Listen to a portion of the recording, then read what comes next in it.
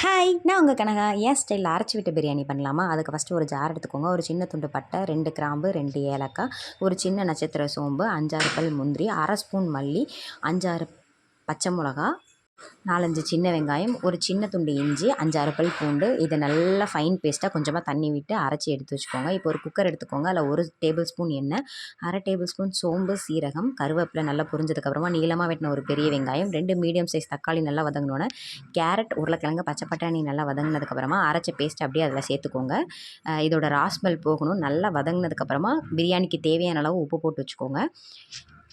ஜாரை wash பண்ணிவிட்டு கொஞ்சமாக அதில் இந்த தண்ணி சேர்த்துருக்கேன். கொதிக்கும்போது 1:2ங்கிற ரேஷியோவில் அரிசி, தண்ணி நல்லா கொதிக்கும்போது அரிசியை அதில் போட்டுட்டு ஒரு 2 மிதமான தீயில வேக வச்சு எடுத்தோம் அப்படின்னா சூப்பரான அரைச்சி விட்ட பிரியாணி ரெடி. ட்ரை பண்ணி பாருங்கள். எப்படி இருக்குது அப்படிங்கிறத மறக்காமல் கமெண்ட் பண்ணுங்கள். நாளைக்கு ஒரு விலாகில் பார்க்கலாம். பை.